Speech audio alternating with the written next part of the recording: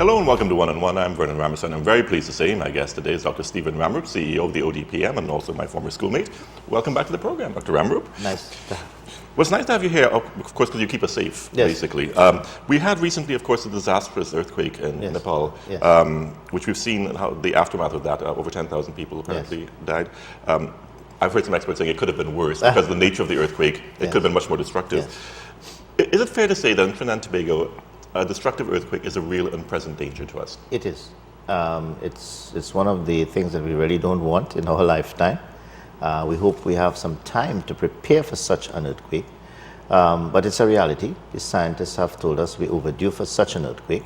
And every day we at the National Office of Disaster Preparedness, we try our very best to encourage the population to look at it as a whole. Because part of what we're seeing in Nepal, if you were to compare it to, for example, Christchurch in New Zealand or Wellington in New Zealand, and you look at Japan, for example, you look at the difference in the earthquakes, you also look at the vulnerability of the populations. But what really come out, and you look at Haiti, for example, in the Caribbean, what really comes out, a lot of it has to do with education and knowledge of very simple things, how to build your homes. There's a lot of questions on legislation. Of course, the biggest things that you have to understand about earthquakes is earthquakes per se don't kill people. It's the buildings kill them, And I think that's something we all tend to forget. Falling doesn't kill people, it's a sudden stop. That's correct. So the earthquake itself doesn't kill anybody. Right. It's when you live in an edifice or you live in a structure that doesn't support a function of, first of all, preserving life. And that is where you have most of your injuries, collapsing buildings, And it's a great leveler, literally, but I mean figurative as well, because if we look at earthquakes around the world, you mentioned some examples there. Yes. No matter which country it hits, even a country as well prepared as Japan, and the Japanese are tremendously well prepared for earthquakes. We know that. It still is a major disruption, and there is still always death. Yes. You have to look at a lot of us talk about nature's forces. But remember, this is a tremendous forces that have been building up throughout the eons. It's not something that we are now seeing. This is the Earth. That's how the Earth developed 445 billion years ago when the universe began. 450 million years ago, our planet started. And when people talk about climate change, climate hasn't been changing recently. Climate changed since the Earth began. And that is something that we sometimes forget. And all the earthquake movements, the continents, that was one Pangea, then it separated and now it's moving. This is something that human beings and animals on this planet over 45 million years ago, and when man came from the dinosaurs to what we are now, it's just relatively recent in that whole period of history. And if you look at a lot of big civilizations, they have been destroyed by earthquakes. And this is something that you must understand, that in the next 45 billion years to come, we will have earthquakes. And earthquakes is something that we have to understand. And the movement of the Earth is just a natural part of how the Earth works. It is where we live. We live on a planet that will have earthquakes. And we live in a region that is seismically quite active and even has volcanic activity. Yeah, and I mean, obviously from our old geography, if you remember, anytime there are two plates, tectonic plates or plates moving, you're going to get volcanoes around them. Because that is where you would have the weaknesses. You have convergence and divergence, all of these things. Subduction. Here you see. Going back to Brother Gregory's classes now. Yes, and this is what we're seeing. And it is, we have most of the Eastern Caribbean islands. Look at what happened with Montserrat. But one of the bigger things that we have to look at really at the National Office for Disaster Preparedness, as it were, is not just the earthquake. It's really the consequences that as a population we have to face. The initial part of it that we are currently working on now is what we call sectoral integration or capacity building within the sectors. Mainstreaming the concept and the understanding of what we call comprehensive disaster management. Every Tom, Dick and Harry, as it were, in every sector must understand your major risks. The biggest risk that we all face, for example, look at what we have. We have a drought, for example. A lot of people don't understand that the drought period started a number of years ago. It didn't just start, now you're looking at a very dry season. But drought started, and it wasn't that although you have a drought period, it doesn't mean that you cannot have flooding. So you might have looked at a lot of rainfall in the last rainy season where you had a lot of flooding in Manzanilla and houses being washed out in the sea and whatnot. And you say, well, how could Dr. Ramroop and the Met Office be talking about drought? But indeed, it is in a drought period. And therefore, in that, we are dry, we are getting drier. And our biggest risk in the Caribbean, which is real and short, is not just the earthquakes, but how we're going to deal with drought. How are we going to manage our water? How are we going to manage our water storage? How are we going to feed our hospitals with water? To not just talk about food and whatever, it's how we're going to do our operations and all of these things. So these are some of the consequences of earthquakes. One of the first things that happens in earthquakes, besides having to save lives, is about power, energy, food, ice, water, shelter. So as a country, if we cannot provide these basic human requirements, we will fail. Well, let's talk about that, Dr. Ramroop, because I mean, earthquakes are certainly unique in the disaster management pantheon because you can't escape them. That's correct. You can't hide in them. There's no place to hide. You can't run from it. You can't run from it. It's there. Everything is shaking, and right. you have to live with the consequences of it. So that makes it especially troubling for infrastructure, critical infrastructure. We saw not too long ago there was the police action with the roadblocks, and the whole country basically shut down. Right. In an earthquake of any kind of magnitude, we would have something far worse than that. Oh yes, it will be on a grander scale, and I think that is where we have to. That is where we talked about collaboration. But the essence of resilience really depends on what we call in the human body, the function of resilience is at the cellular level. And if you were to extrapolate that into like a population, it means you'll always be a doctor, won't you? I mean, well, you know, but if you look at it, it's really about your home. So although we have a population of 1.3 million, if the majority of that population, especially you know, like the champions, the leaders, the church leaders, the sports leaders, the village council leaders, the persons who are running like sports groups and the Rotary clubs and the NGOs and the community-based organizations, if you have many of those persons who understand the implications and how you can go into communities and decrease their vulnerability, in other words, and enhance their capacity. You know, in disaster management, it's like mathematics, if you remember the old mathematics. And really and truly, it's a simple equation. It's a simple equation with a difficult problem. Risk is equivalent to the frequency, the intensity, the number of the hazards, the type of hazards, multiply by vulnerability, divided by capacity. So if you increase the vulnerability, right, and you increase the hazards, you increase the risk. If you increase the capacity, which is the denominator of the equation, you decrease the risks. So capacity building is our main, what we should say, our output, our function of the ODPM. Increase the capacity in the media, increase the capacity in the health sector, in the energy sector, in the food sector, in the meteorological sector, in the seismic sector. Give everybody the understanding that you not only have to have education is the biggest resource that you can build capacity with.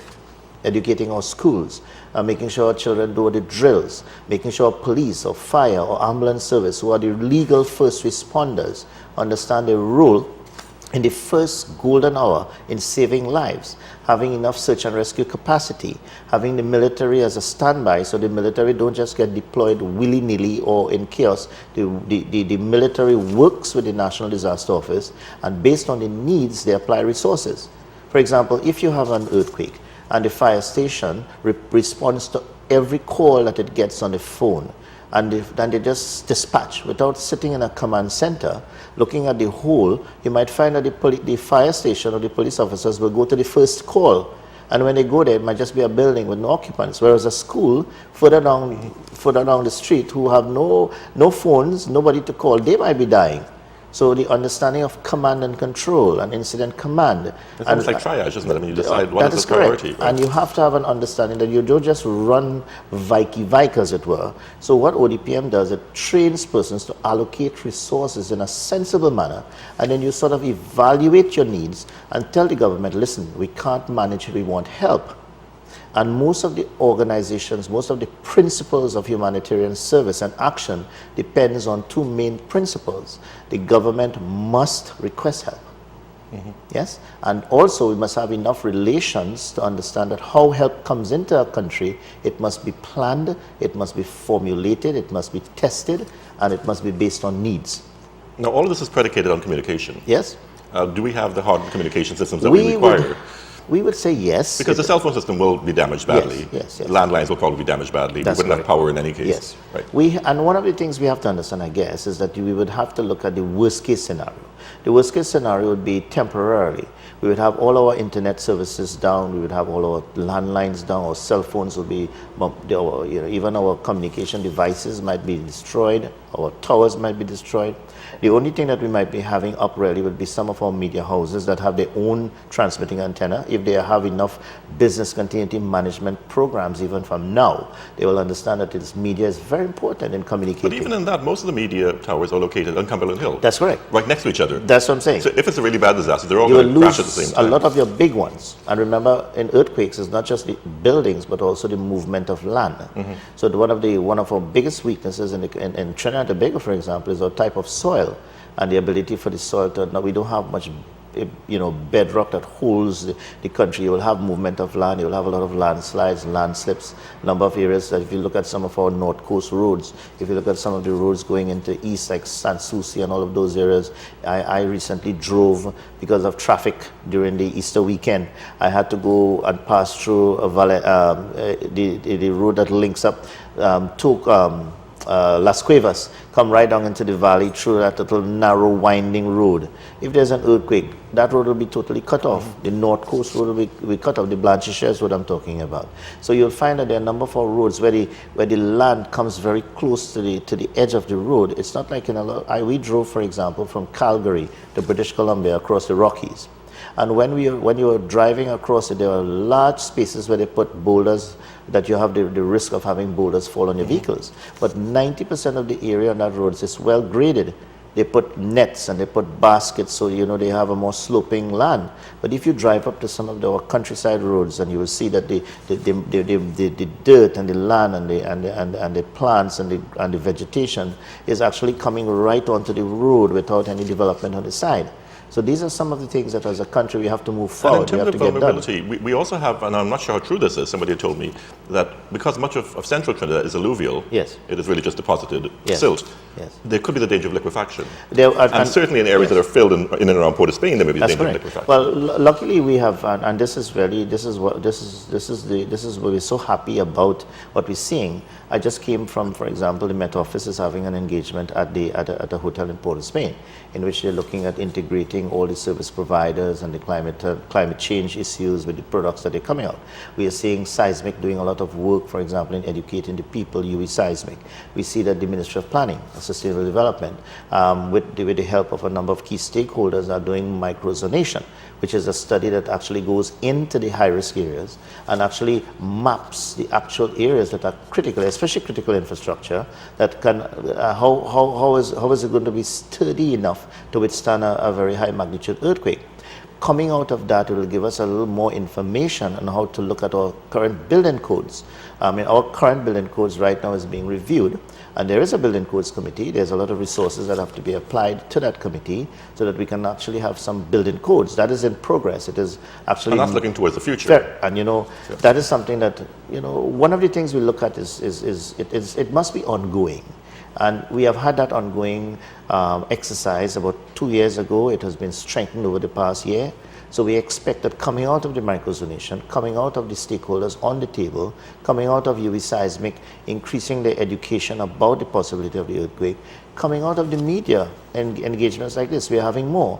And also, we don't want to be insensitive, but when issues happen like what we saw in Nepal, it also helps us to sort of revisit the focus on earthquakes and the possibility of earthquakes in Trinidad. So we use it as a sort of, advantage in terms of education. Teaching tool, if you will. Yeah. And one of the biggest and best populations to do is educate your school children. Mm-hmm. They are the ones that actually save the elders most of the times with their little nice, Daddy, can we do this? Or Mommy, why don't we do this? And it helps much more. And science has shown that this is a very good way to educate the public by educating our school children. Does the ODPM, given the fact that there are different levels of vulnerability in different communities in different parts of the country, is the ODPM position that you have response areas stationed throughout the country? Yes. So if they're cut off, as we saw in Nepal, where the roads went? That's right. It's a risk-based strategy.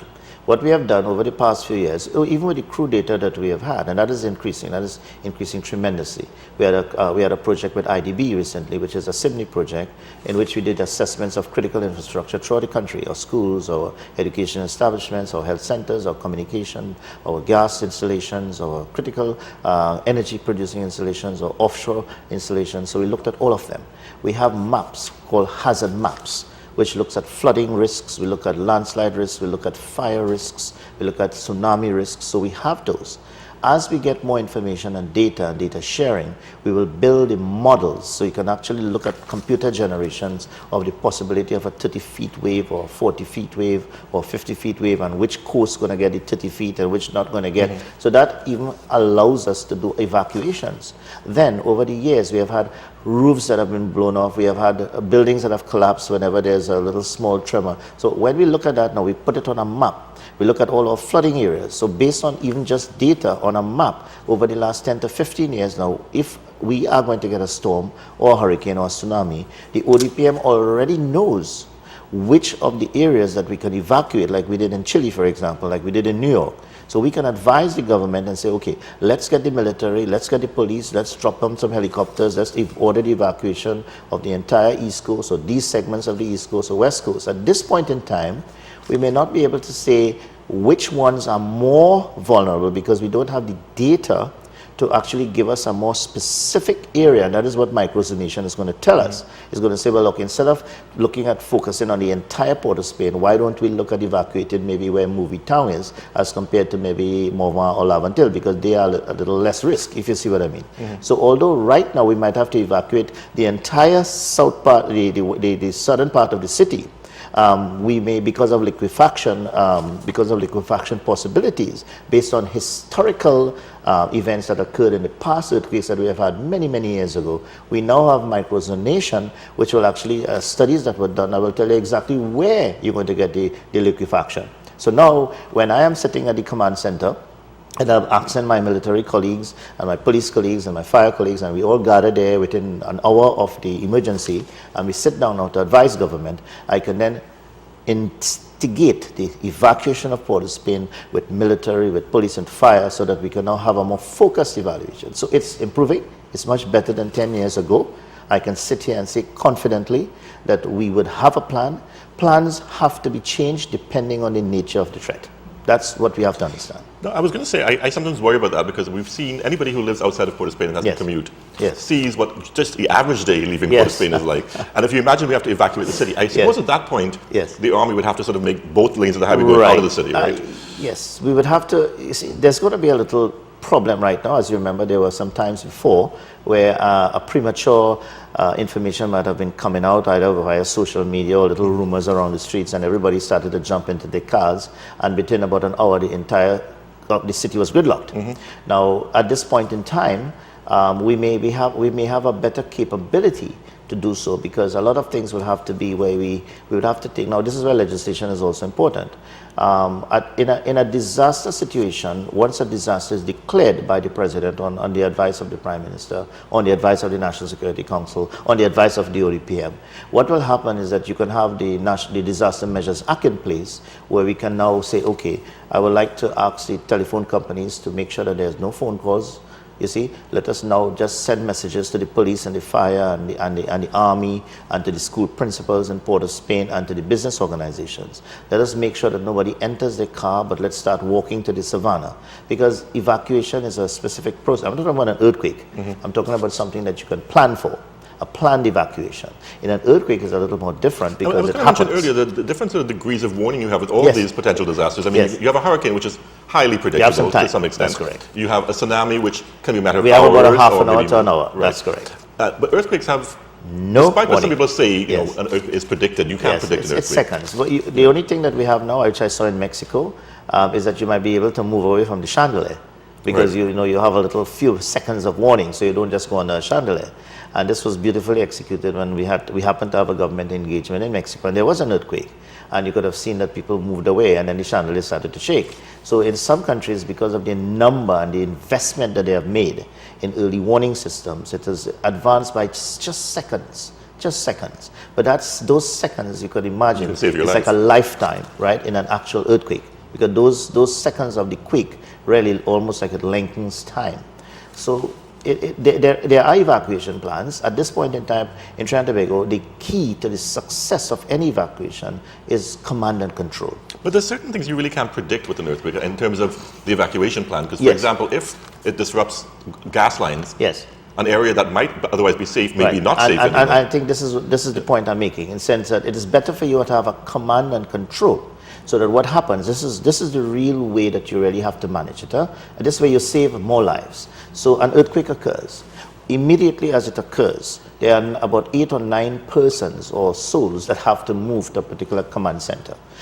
Chief of police, chief of fire, chief of immigration customs, chief of ODPM, military chief, chief of the NOC. All of these persons are going to have to meet, right? Whether we have alternates, we have satellite phones, we all have that. We have drilled them, we know where we have to go, there are certain areas that we have to go. So no matter what happens, we have to save government, what is called continuity of government. The first responsibility of the military and the police is, one, to ensure that the president of the state, right, is safe and sound, and also the prime minister and the attorney general, which constitutes our government. Once your continuity of government is protected, that's prime aim number 1. The second thing is to gather as a national security council, to get as much council ministers to be there, as well as the national advisory group, which is those persons I just told you about. They are at what is called a strategic command group.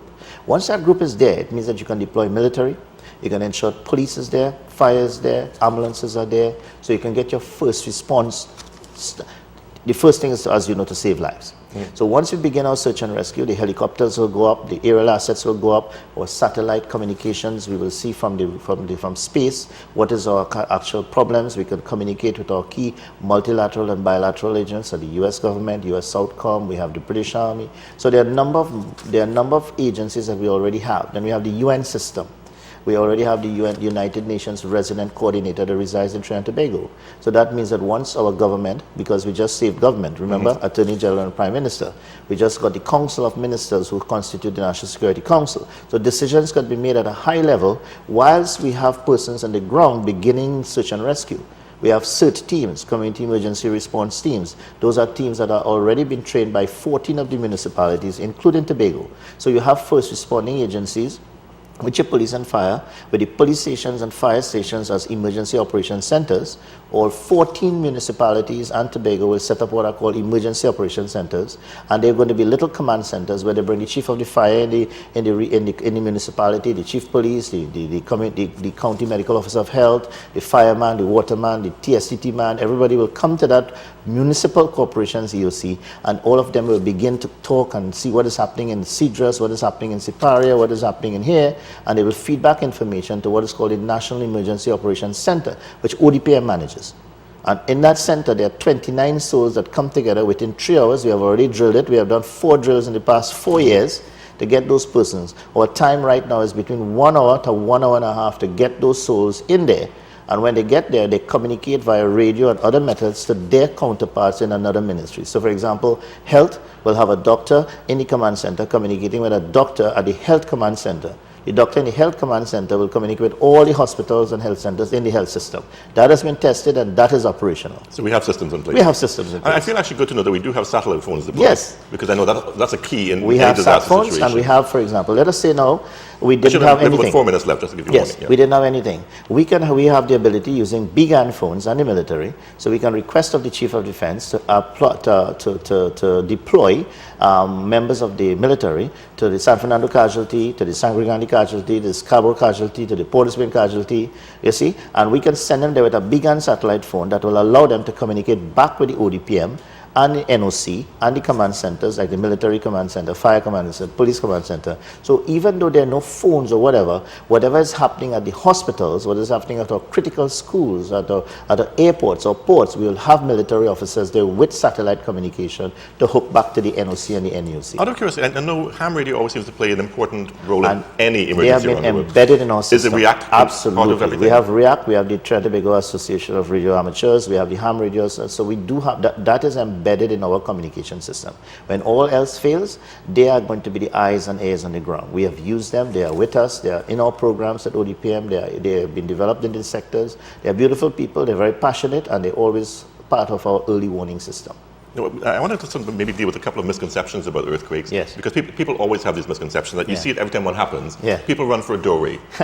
Now, somebody told me that was great in the old days when you had these heavy timber doorways, but nowadays it's kind of a pointless exercise. This is a good table to get under, right? Basically, it's ready to duck and move with the to protect your head and your butt. The first and prime directive, if you're going to be living in this dimension, is to protect yourselves and, of course, those around you. And the first thing is to make sure and get under a very sturdy piece of furniture or anything that we're falling. Most of us have items on televisions, television stands, your TVs are not get even away from all of to those the wall. things. You have to get to a place where nothing falls on you. So, unlike one of my colleagues who came to hide under my glass desk during the last earthquake, I don't think that would not be the wisest thing No, to do. that's not very wise. You have to get to under a sturdy desk, and that tells us that most of us in offices, we should really invest in a proper desk, which is away from a window where there's glass. And these are the things we're going to have to do, because these are the things that you have to, when you're really in that little time, you will say, oh my God, why didn't I listen to Dr. Ramroop and Vernon on the television? I say that about Dr. Ramroop all the time. Dr. Ramroop, CEO ODPM, it's always a great pleasure having you in the program, and I'm glad we'll be doing more of these as the time comes on. Thank you. Thank you very much for being a great pleasure. Much. You've been watching One on One. Join us again tomorrow for another edition.